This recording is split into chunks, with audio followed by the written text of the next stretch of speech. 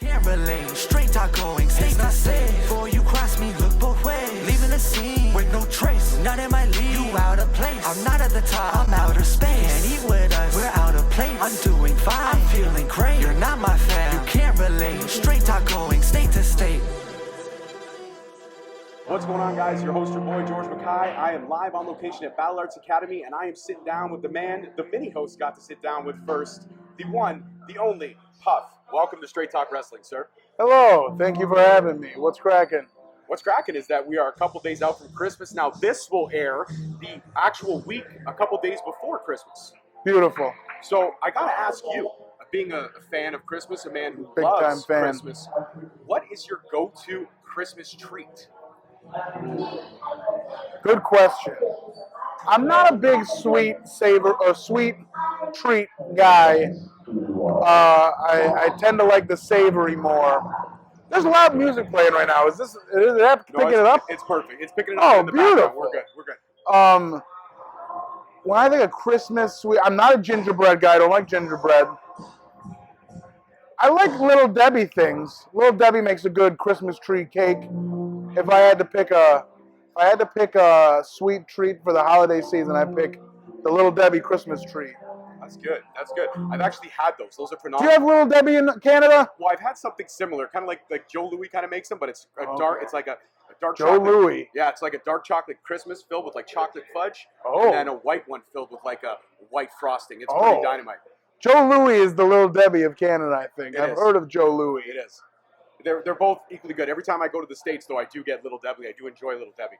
So, Puff, I got to ask you about a couple of things. I mean, when you sat down with the mini-host, we talked openly and honestly about vaccinations and all that stuff. And the great thing is now is that the world is opening up because people are getting vaccinated. There's proper protocols. Not enough of them. Not enough. But protocols. If you're watching this, sorry, I gotta go. Okay. If you're watching this and you're not vaccinated, are we allowed to swear? Yes, absolutely. Straight Talk Wrestling. Fuck you, you selfish prick. It's not all about you. It's true. Very true. Very true. I don't want to mess up the microphone. That's why I'm not crossing my arms. But You're good. You're good. So, in terms of not being vaccinated, though, and or vaccinations and taking proper protocols and stuff, how good does it feel to be coming north of the border, where you're so loved and respected here because you're one of the guys that entertains so fantastic? thank you very much, and it feels very good. I'm glad to be back in Canada. For so long I wasn't allowed back. I was sitting in my house doing nothing, but then vaccine happens. I got vaccinated as soon as I could because I wanted to be able to travel and feel safe again. And I don't know, it feels good to come back to Canada and see all the fans, see all my Canadian friends that I love so much that I didn't get to see for so long. So it feels really good. I'm happy to be back. I'm back and traveling up north. Absolutely, and you do have a lot of friends and family over here. You have a lot of people who adore you. And you met some new fans. I am proud to be part of the commentary team here at HWE. And last event, you met one of my good friends from college, Andrew. Shout out to Andrew and his two boys. And they saw you for the first time, and they gravitated towards you instantaneously because you are electric when you're out there. How does it feel when you meet a new fan for the first time and they just have that connection with you? Because it's so important to establish that connection early on with fans. It blows my mind because I'm still not used to it. And not to toot my own horn, but it does happen a lot. And it's what I strive to do in wrestling because I think that's the purpose of wrestling and stuff. Like, I like to attract people who are not the typical wrestling fan. People who, and I think that's what makes a wrestler like a draw to a show. Why you would put a wrestler on your show, because they can attract not only the wrestling fan. Like, wrestling fans will come to a wrestling show because they like wrestling, but those same wrestling fans have friends who aren't wrestling fans, but they're like, come to the show with me, just see what it's all about. I like to be able to translate wrestling to those fans so they see that not all wrestling is just two dudes in underwear grappling and trying to tap each other out and hit each other really hard. I like to add a bit of entertainment to my wrestling. And I think a lot of the things I do work in my favor in attracting those kind of like the friends of fans. You know, like they're gonna remember seeing the big dude in the colorful outfit shaking his hips. You know, so it's crazy every time because I get that so much. Like this is my first wrestling show. You're my favorite, and it's like thank you very much. It's like I don't know what I did. It's just what I do. You know, it's just me. I just go in there and I do my thing, and it works. You know, everyone, I haven't asked this question in so long, but I feel like it's a question that you would have a great answer to. I used to call it the defining moment. It's that moment where we all fell in love with wrestling.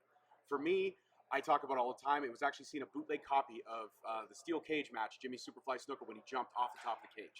I saw it on a Christmas when I was like 5 or 6 years old, and I fell in love with it from that.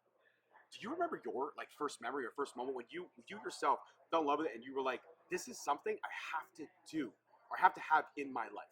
Because when you're a wrestling fan, people don't understand how, you know, somebody my age or somebody even yourself still doing it, how we could be invested in the product for that majority of our lives. Longer than relationships, if you will. George, can I call you that? Absolutely. This is not meant to offend you. Okay. Because it's not something I speak about a lot. I feel like you don't know enough about PUF with that question because I did not grow up watching wrestling, enjoying. I was not a wrestling fan. And I watched it here and there. I had friends who were wrestling fans, but I would not call myself growing up a wrestling fan. It's just something that I had friends who started training to be wrestlers. I came along with them just to watch my friends do. They love wrestling, so I was like, I'll watch what they're doing. It's cool. And then a bunch of random events happen where I end up in the ring, and like I never planned on being a wrestler, never dreamed of being a wrestler. Like a lot of people do, a lot of wrestlers do. They've been watching wrestling since they were kids. They've been loving it their whole lives. I wasn't like that. It just sort of fell in my lap, and I think my defining moment was one of the first times I walked out into a crowd and the place exploded and the crowd's chanting my name and I'm just dancing and I'm like, oh my God, what is this? Because it's a feeling that you can't even explain. It's just a high like no other.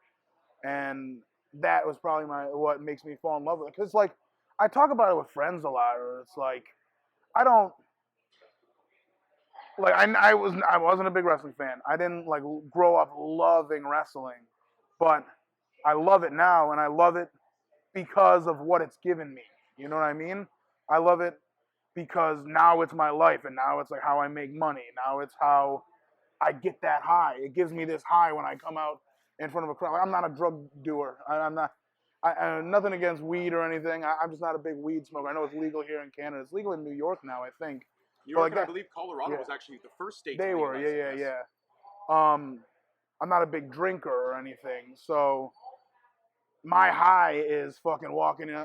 Swearing, sorry. It's all good, man. It's called straight talk for a reason, baby. Don't worry about it. That's right. Bursting out through that curtain with my music playing and like seeing the faces light up when I come out. It's just a feeling like no other, and it's like that's what I'm always chasing. You know? Absolutely. I can agree with you on that feeling, but for me, it was a little different because for me, being a parent and sharing that with my children and seeing their reactions the same way I had a reaction with my dad. Yeah. When I saw that snooker fight for the first time, and then I went to my first WCW house show, and I met Ric Flair. Oh, shit. Back, like, he came out of the loading dock, and my dad and I happened to be walking by. He tried to make you touch his dick? No, he did not. My dad actually yelled out, "Nature boy," and he turned around and he went, "Woo, how you guys doing? I love Canada." And we actually, like, we snapped a picture, and we spoke for a few minutes, and I remember that night just watching him and Sting in the main event of that house show. That's probably real good. Telling my dad, "Dad, this is everything for me. This is like, these are my heroes." And to see the same reaction in my children, to see their faces light up, that's the most special thing. And it's a time of the holidays to rejoice around family and friends and stuff like that. And what do you plan to do for the holidays? I mean, you probably have bookings right up until in and around Christmas, before and after. But if you have those couple days to wind down, what's something PUF enjoys to do during the holidays? I love sitting around the Christmas tree. Dude, having a Christmas tree with lights on and like low lights in the room, just a nice Christmas tree lighting up the room, hanging out under a blanket. just watching a Christmas movie or watching anything, just as like being comfortable. I love that. I do enjoy just sitting there. Oh, sorry. It's okay. With I don't know, a Christmas tree just adds a whole aura to a room. I love the holiday season. I love snow outside, Christmas tree in the house. It just feels, it's nostalgic and it's comfortable. I love just hanging out, and I love giving gifts. I love finding a good gift. Like obviously I never felt that way as a kid, because it's just like you want gifts. Christmas is all about getting gifts. But then I've realized as I've grown up, like, it's the feeling you get when you finding the perfect gift for someone and like seeing their reaction to it is just like priceless. It's like you hear something like that when you're a kid and you're like, no way, you love getting gifts. But like, it's just like, it makes you feel good when you find something to give to someone, no matter what it is. I have a little brother and he loves ramen. Every day he's making ramen. He comes home from school, he makes a cup of ramen or boils it on the stove.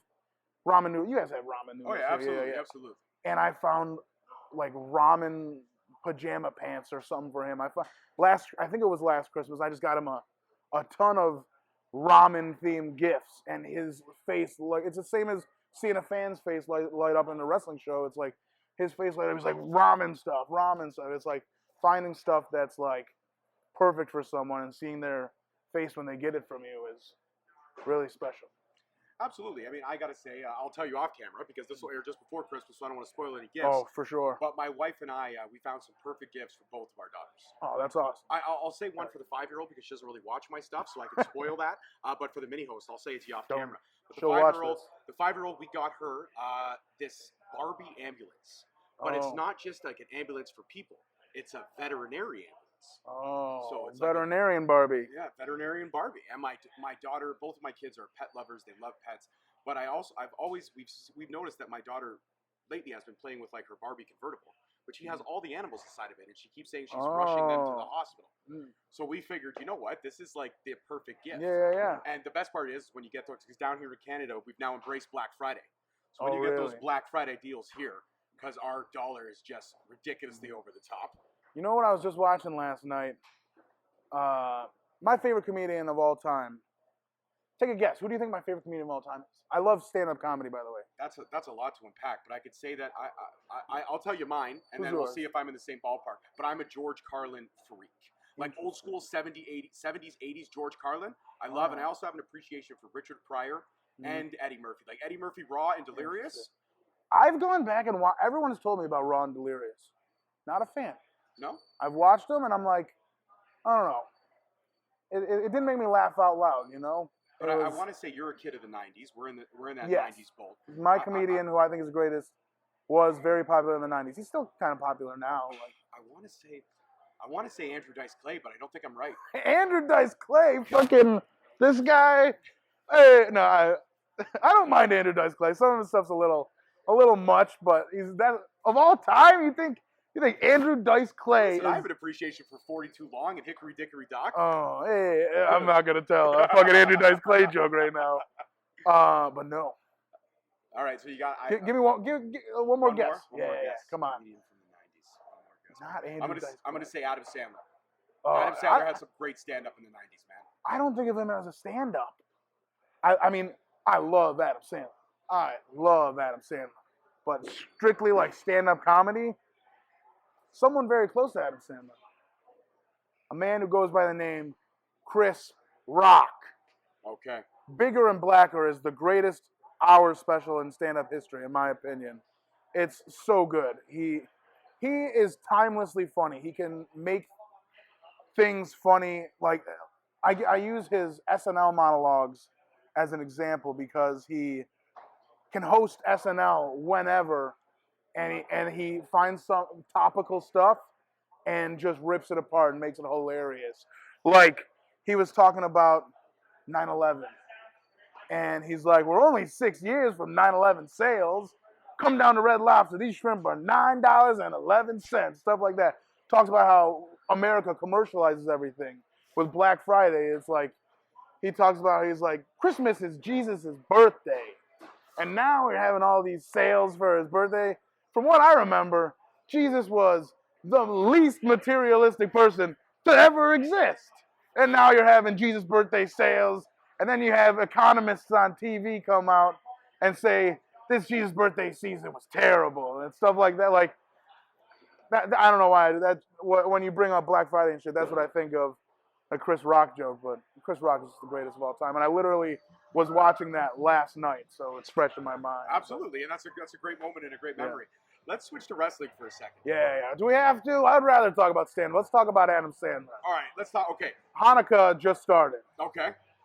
Put on your yarmulke, here comes Hanukkah. So much Hanukkah to celebrate Hanukkah. Dude, I'll listen to all 3 Hanukkah songs right now. When it comes to when it comes to Adam Sandler, couple of my favorite sketches of all time is Lunch Ladyland with him and Chris Farley. But my all-time favorite Adam Sandler character, like sketch character from Saturday Night Live, probably Opera Man. I'm going to turn this into wrestling. Okay. But I will say, as a child, I grew up and I would fall asleep with the TV on every night. I still do that now myself. I do. Oh, I do too. But when I was a child, I had a TV with a DVD player in it and one DVD that I fell asleep to every night. And it was SNL Best of Adam Sandler. So I was falling asleep to Opera Man every night. Not even understanding any of the jokes. Like I go back and listen to what Opera Man's talking about. And I'm like, oh, I didn't understand what he was saying then. But to bring back wrestling, I have an idea. I don't have enough money for this. But if I can find the right sponsors to make this happen, I would like to run a wrestling show that is Adam Sandler themed. I have a Lunch Ladyland match that is going to be spectacular. A Lunch Ladyland gauntlet match. I now pronounce you Chuck and Larry. Lumberjack match. I don't know. I got a crazy ideas for an Adam Sandler themed wrestling show that I'm hoping to one day make possible. Well, this is a great segue because this actually sets up my next question. So a lot of the greats in wrestling, they all have that stipulation match, or that match that they thrive in the most. Undertaker has the casket match, or the Inferno match, or the Hell in the Cell match. He's actually got a lot of gimmick matches. Yes. Shawn Michaels and Razor Ramon, both synonymous with ladders. Bret Hart, synonymous with Iron Man matches. Shawn Michaels as well, you could throw in the Iron Man match ring. What would you say if given an opportunity to the right promoter, the right booker, if they came to you and said, Puff, we want you to design your own stipulation signature match? What would a Puff signature stipulation match look like? I've had a lot of weird stipulation matches. I wrestled in a donut match one time against Dick Justice. To my knowledge, the first ever donut match. But I don't know, last night I had a match where it's a stipulation that I made up on my own, a Jingle All the Way death match, Christmas obviously, and I had a Jingle All the Way match 2 years ago at the Every Time I Die Tid the Season Christmas show, where the rules vary in a Jingle All the Way match, depending on the situation. Like, I was feuding with Pretty Ricky, and we have to have a blow-off match, and I challenged him to a Jingle All the Way death match, where I tried to kill him with a knife. But I don't want to spoil any of the endings. Look for it. Barry Wrestling, Jingle All the Way death match, Pretty Ricky versus Puff. It'll probably be out there somewhere. I don't want to spoil the endings, but it was crazy. The ropes were wrapped in Christmas lights. There were wrapping paper light tubes. There were candy cane Singapore canes. Gift boxes. That sounds incredible. It was insane. And the gift boxes were filled with like little weapons, like thumbtacks and stuff. Yeah. I love it. I love it. Candy cane thumbtacks. It was insane. Jesus came out. Santa Claus came out. Turbo Man came out. It was wild. That would probably be. I'd say the Jingle All the Way match is probably my stipulation match, because I had one before at the Every Time I Die Christmas show where it was myself in as Santa Puff, along with Santa Tommy Dreamer. Okay. And we were having some beef as to who's going to be the next Santa Claus, because Santa Claus is retiring. Santa Claus was Brody King. I don't know if you're familiar with Ring of Honor's Brody King. So me and Tommy Santa Tommy Dreamer had some issues with each other trying to be the next Santa Claus. And then our conversation was thwarted by a bunch of elves that included Elf Gregory Iron, Elf Vaughn Vertigo, Elf KTB, Elf Mark Wheeler, Elf Space Monkey maybe? There were a lot of elves. And they attacked me and Tommy. But we cleared the house. It was me and Tommy as Santas versus a bunch of elves. The Jingle All the Way match, I probably would say, is my stipulation match. And the rules vary. The rules vary depending on the situation. Exactly. I like that. It's an evolving match within a stipulation. So yes. It has its core. Yes. Core set, like it's all set up in the core, Mm-hmm. but the flow of the match can evolve and change. Exactly. I like it. It's kind of like physics, right? Atoms change all over the time, all over the place. So I gotta ask, because it's kind of a question that when I told some people I would be sitting down with you, I had a good friend of mine. He said, can you ask him about AEW? You had some fun at AEW. You had some matches on Dark. Definitely. You were featured in some Dynamite stuff. But how was the overall experience? Because I have heard from a lot of other people who have been on Dark matches and Evolution matches and stuff like that. They've talked about how great it is backstage, how there's seminars. You could literally go anywhere and just have an impromptu seminar with anybody, any of the OGs. Mark Henry, they're all just kind of around. You can pick their brains all the time. Mm-hmm. So what was that like for you, being able to have that experience? My AEW experience was very positive. I think things have changed a little since I went, because it wasn't early in the pandemic, but it was like September 2020. So they were still doing it a certain way. They were still based in Jacksonville. And yeah, it was a really positive experience. I got to be around that's the thing. I'm very familiar with the entire roster. Since I started wrestling, I've been on shows with all those dudes. Fucking Janela, Orange Cassidy, fucking... Obviously, Pepper, the Blade, and the Butcher, two dudes I grew up with. Since wrestling, I trained with them. They're like two of my best friends on the planet. The whole locker room, like Marco Stern, I don't know, like I know all of them from wrestling them or being on shows with them. So it just felt like a comfortable environment. It felt like I was just in any other locker room that I've been in, because it's like these dudes have been in the locker rooms I've been in. Seeing Brody Lee there, and like me and Brody Lee were not that close, but like he's from Rochester, I'm from Buffalo. When he was in WWE, he came down to Buffalo to host a seminar, and he was just so cool, and like he was watching all the stuff I was doing and talking to me, and it was just great, joking around and stuff. Like it really was a great time seeing Tony Khan just be so passionate about wrestling. Like the dude loves wrestling and cares about it a lot. And it's just like great to see. Like I was there for the street fight. Oh, Proud and Powerful, dude. Those dudes rule. And being able to be in the background for the street fight between the Best Friends and Proud and Powerful is just one of like. I it's actually crazy paused that. I was watching that match on my PVR, and I paused it when I saw you, and I snapped a selfie because I'd never been able to get out to a PUF match. Really? In the whole time you've been here, at all the shows, every time I was planning, okay, PUF's there, I'm going. I got to meet PUF. I love this guy from all the clips that I've seen. And something always happened. Yeah. Car brake issues, family emergencies, something always just got in the way. For sure. So I had never had an ability to take a selfie with you. Really? So I actually stopped it, and I took a screenshot when I saw your face. There's one part where you're like, I stopped it right at that moment, and I snapped it. I'm like, and I tweeted it, and I said, may not be the selfie I was looking for, but it's the selfie I needed right now. Hell yeah. So honestly, man, like I'm a big fan of yours. Thank you. And I find you one of the most humble and the kindest and sweetest people in the world. And to hear how I strive to be that. You know what I mean? You are. Like you met my daughter, and you gave her the time of 15 minutes, and you sat with her, and she was so excited when we released that episode. Yeah. And what gets her even more excited is when the wrestlers actually take the time to actually share it. And some say they will, and they get caught up in other things. But when I showed her, I'm like, Puff promised what he said he was going to do, and he shared it. And she's like, man, I'm so excited about this. I loved it. And she's like, Dad, that was the longest interview I've ever done. Yeah. Because usually we keep it around 5 to 7 minutes. But I'll go off if I feel so. But 14 minutes, and it was great. And we talked about everything. We talked about the Crocs, which I'm not going to bring up the Crocs because you've already answered the questions with the video. So go back and watch the video stuff. But I will say this, I gotta ask this because I've noticed every time I've seen you, there's different Crocs. So how many pairs of Crocs would you say you own? I've lost count. Somewhere around upper 30s, probably, maybe more.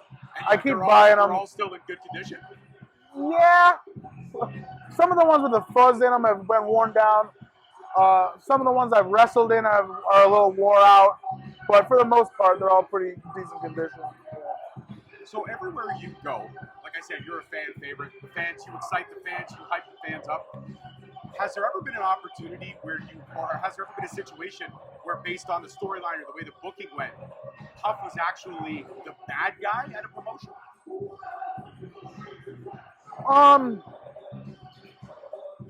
Not necessarily. I've had a lot of situations where people will try to boo me, and I just think they're wrong. So I'm like, boo me all you want. I don't care. I rule. I have enough self-confidence where I was like, hey, fuck you. I was at this show, Hustle Brand Wrestling, in Barrie, which is an extension of Barrie Wrestling.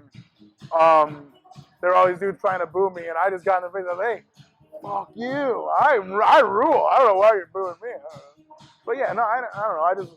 If someone's got a problem with me, I let it fucking roll. Have you ever had a situation with, because I've always asked this question and I've posed it, and I get a lot of different answers because everyone has a different kind of take or opinion. There are some fans that are so passionate where the passion can almost be detrimental in the way that a fan can be so invested in the product or so invested in certain aspects of the product that they go over the top. Kind of like what happened with Seth Rollins a few weeks ago where that fan jumped the guardrail and attacked him. Have you ever had a situation where a fan just took it to the extreme? No, I've been lucky enough to not have anything like that happen. I think a lot of the shows I work at have good enough security, and also like, I don't know. I also don't think I do anything that would rub fans the wrong way. I mean, unless I come across a fucking crazy right wing somebody who's seen my Twitter and wants to attack me or something, but that has yet to happen. So. I don't know. Yeah, no, no one's ever been like that. Nothing. That's good though, but that's good though. That means that you've had a lot of positive experiences in wrestling. So I gotta ask this, because everybody has kind of a dream bucket list in wrestling. You may not have a dream bucket list in wrestling, but I posed this question. I remember when you sat down with my daughter, she asked you, as the year's winding down, what goals you've had for this year. And you mentioned... So I have like something on my tongue. It's like a grain of salt or something. You mentioned that you had some goals that you would want to travel or go to places that you haven't tapped into yet. Yes. Is there any markets that are on the horizon for 2022 that you might be able to announce, or might be able to say that you're kind of heading towards or looking at avenues to get over there? I think I'll be in the Midwest a little more in 2022. Chicago is where I'm aiming at. I have some stuff in the works. Nothing really. I might try to go to the UK. I've had some health issues that I'm trying to work with and trying to figure out before I try and make any major plans or anything. There's some stuff going on. But yeah, no, I mean, I might try in 2022 to go to the UK for an extended amount of time. I don't know. I've been focused on like the now right now. I'm trying to go to New York City a little more often. I'm starting to get booked in New York City a little more. And I really like the crowd there, so yeah, I don't know. New York. If you go out to New York, man, hopefully, I know you'll see my boys at Dirty Hills podcast. They are fantastic. They run out of New York. Two of my very good friends in this game. I've been blessed to actually meet a lot of friends, and to say that I can add you to that list makes it even more special. I want to go back to Christmas because I think you and I would have this Christmas game that I have kind of played out in my head. I'd like to play with you if you're game for it. I want to rank 10 Christmas movies. I'm going to name 10 random Christmas movies. We're going to rank them from 1 to 10. 1 being where you would put it on the list as the bottom of the barrel, 10 being the top tier. Oh, 10's the top. 10's the top. We're going 10 to top. I want to reverse it. Everybody goes 10 to 1. Let's go 1 to 10. So 1 being your least favorite. I'll say like 1 star and then 10 stars. Exactly. So I'm going to throw out 10 Christmas movies. You let me know where you rank them. And if you haven't seen it, let me know. I do have 2 alternates. Okay, here we go. Obviously, the first one off the bat, one of my all-time favorites, The Christmas Story. 1. I hate the Christmas Story. It makes me uncomfortable. Ralphie? It makes me uncomfortable. All right, fine. There's a weird vibe to it that I don't like. Okay. One of my favorite animated Christmas movies now, 8 Crazy Nights. Dude, you asshole. That might be number 1. I mean, number 10. Right now is number 10. Okay, now you can move it down. I will allow you to move down. Okay. Home Alone. 9. Okay. So For right now. now we got 8 Crazy Nights at 10, Home Alone at 9, and A Christmas Story at 1. I'm a little bit upset about that, but I'm going to let it go. I'm not going to throw in any Hallmark movies, so you don't have to worry about that, okay? Let's see. Oh, this is a good one. I'm going to go classic TV for a second. Let's go classic Christmas TV if I can, okay? Rudolph the Red-Nosed Reindeer. The animated, like the claymation cartoon. Put that at 5. 5. Okay. What would you put, because it's been remade so many times, but where would you put The Christmas Carol as a whole? Like if we go from the original black and whites to Jim Carrey's Christmas Carol to the Muppets Christmas Carol, where would you rank that? I try to steer clear of A Christmas Carol. I've seen it once. I've seen it enough times. I'd probably put it at 3. Okay, it's still up there. It's still a classic. Another movie that holds a special place in my wife's heart, Just Friends. Ryan Reynolds. Oh, where he's fat and he loses weight. Yeah. I haven't seen that. I don't think about that one a lot as a Christmas movie, so I'll put that at 2? 4. 4? I'll put it at 4 for now. Okay, I like Ryan Reynolds. Yeah, he's great. Ryan Reynolds is great. Amy Smart in that? Yeah, Is Amy Smart. Yeah, she's good in that. Also, Are they both Canadians? Ryan Reynolds is. I'm not sure about Oh, Amy I don't Smart. know. I don't know about that. All right, another one that is a classic in a lot of households, National Lampoon's Christmas Vacation. I don't know if I've seen all of that. So I'm going to put that at 2. Wow. Yeah. All right, so Sorry. we basically have 1 through 5 filled. We're still holding for 6, 7, and 8. A Christmas Story, National Lampoon's, Just Friends, No, Just Friends we put at 4. Christmas Carol we put at 3. Christmas Carol, Just Friends, And Rudolph. Yes, okay. I feel good about that. Let's go TV again for a second. Frosty the Snowman. Now you have 6, 7, and 8 still available. I'll put it at 6. 6? Okay. Frosty's the animated cartoon. Yeah. This is one that holds a special place in my heart. A lot of people don't love this movie, but I actually do. Jack Frost with Michael Keaton. I'll put that at 5 and move Rudolph up. 7? Okay, Rudolph to 7. So now we're just looking at... No, Rudolph 6. Rudolph 6, and then... Frosty 7. Frosty 7. So now we're just got to fill 8. We just got to Elf. fill 8. Elf? All right. What was your answer going to be? I was going to say Elf next. Were you really? I was actually going to say Elf Okay, next. I feel good about that list. But I feel good about that list too. Let me see. 8 Crazy Nights. Yes. Home Alone. Yes. Elf. Yes. Frosty. Yes. Rudolph. Yes. Jack Frost. Yes. Hold on, don't tell me. Just Friends. Yes. Christmas Carol. Yes. Lampoon's Christmas Story. It's a solid Christmas list. That is my Solid list. Christmas list. 8 Crazy Nights is so goddamn good. It is. It is. I love. See you later, Poopsicle. That's Yeah. one of my favorite lines. Bum And you know bitty what? bitty bitty bum bum. And you know what? The message behind the movie is so. It's genuine. You know? I think about Whitey all the time at Christmas time. He just wanted to. He is not Jewish. He just loves celebrating all the holidays. I'll celebrate Kwanzaa. I'll celebrate Hanukkah. I love celebrating. You know. I love appreciating people, like being around, being merry. I think that's the holiday spirit. I love Christmas. I don't care about religion at all. I don't think Jesus Christ. I don't like religion, any of them. But wouldn't you not agree that around this month and a half, kind of after the American Thanksgiving, that the world kind of seemed to get a little bit nicer for these 4 or 5 weeks? For sure. People kind of let people slide into the lane in front of them.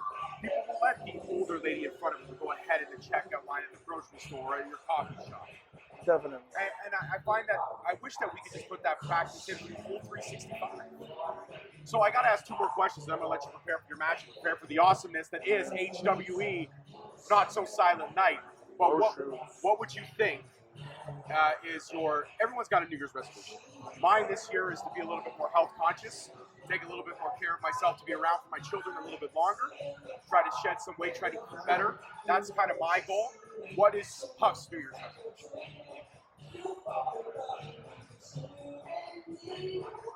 I haven't put any thought into this.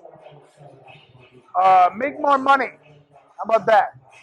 I like that. Travel the world, maybe. Make more hit money. those I spots. definitely want And you touched on health issues, and I don't want to get too personal into that, but I'm glad that you're going to take care of yourself and make sure things are good. But health is so important these days, and one of the things that a lot of people don't talk about, something that I'm very passionate about, is men's mental health. I'm a person. I'm going to get real with you now for a second. I have battled anxiety, and I've battled bouts of depression. I didn't have, I would say, the greatest life sometimes growing up. I was bullied a lot. I was picked on a lot for being different. I grew up my whole life overweight. I'm right there with you. I'm right there with you. So big guys, we feel it the worst because we're not picturesque. But when I was 18, I met someone who changed my life, and I'm proud to say she's been my life partner and my wife for the last 14 years. We've been together for 19 years. That's amazing. And she saved my life, and I credit her all the time. But she's the one person, the one constant in my life that no matter what's going on, she perks me up. She builds me up. She makes me feel so strong. When I'm down about the podcast or when I'm down about things in my shoot job life, she's always there to kind of tell me that no matter what, she's always there. She will fight with me. What's your stance on that? That's a great support system to have. It is. I don't know if I talk about it enough, but I mean, in private, I definitely talk about it. I literally have a text in a group chat from a buddy of mine who I don't want to say his name. Of course. We're talking about mental health right now, and because I think it's so important. I think I'm a big believer in therapy.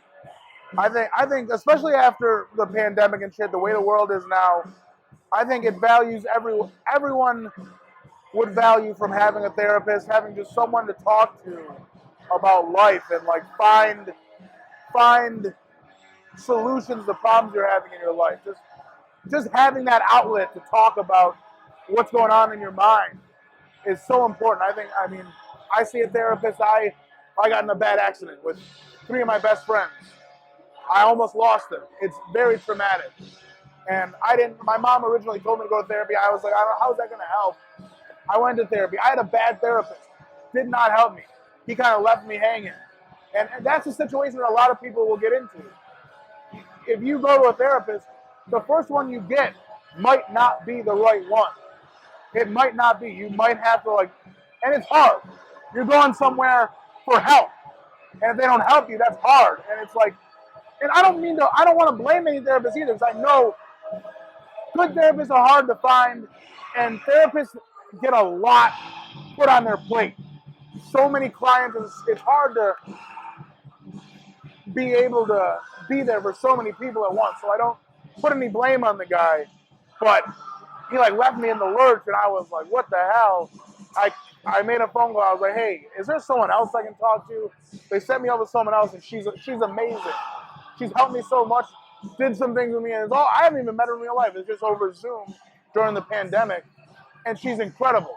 It's blown my mind how much it's helped me, and the things in my head, I was the only lucid one during this accident we were in. My friends, one of them doesn't even remember it, but I was very alert and aware. I had to kick myself out of the car. I had to call 911. It was a terrible experience, and I remember it all very vividly. And it's not a fun thing to think about. But she did these exercises with me that were crazy, that made me see it in a different light, and it was incredible. And I cannot say enough good things about therapy. If you're thinking about talking to someone, please do. Please, it's very important to value your mental health. And yeah, I don't know. No, that's the perfect way, I think, to end this. It's been a great 40-minute conversation, and I want to officially let you know that you are now, I'm pretty sure the mini host probably already told you, but you're now a member of the Straight Talk family, my man. And you are on the wall. Yeah. You're on the wall of fame. You're a member of the Straight Talk family. Anytime you want to come back, it would be our honor and our privilege to talk to you again. So before you go, give everyone your socials. Let them know where they can follow the journey that is PUF. PUF is God everywhere, except for Twitch, where it's PUF is God 69. I've been starting to Twitch more. Fantastic. Merry Christmas, Happy Holidays, Happy Hanukkah, Happy Kwanzaa, all the other Rosh Hashanah. I don't know when that happens, but all the holidays. Enjoy your holidays. Celebrate. Everybody, this is Straight Talk Wrestling's gift to you, our episode with PUF. I hope you enjoyed it. If you did, click that link below, subscribe, support us. Help us grow as we head into 2022. And what a ride. Peace, love, and wrestling. I'll see you guys next time. What do you got there? What do you got? Oh, Sprite. Nice. Sprite Zero, baby. Sugar. Peace out, guys. Thank you so much for listening. Don't forget to tune in next week for another great episode on all available podcast platforms and hosted on Podbean. Also, check us out on YouTube at Straight Talk Wrestling, on Instagram at Straight Talk Wrestling, on Facebook at Straight Talk Wrestling, and on Twitter at _Straight Talk. And if you feel the need to buy some sweet merch, check us out on ProWrestlingTees.com. Leaving the scene with no trace, not in my league. You out of place. I'm not at the top. I'm outer space. Can't eat with us. We're out of place. I'm doing fine. I'm feeling great. You're not my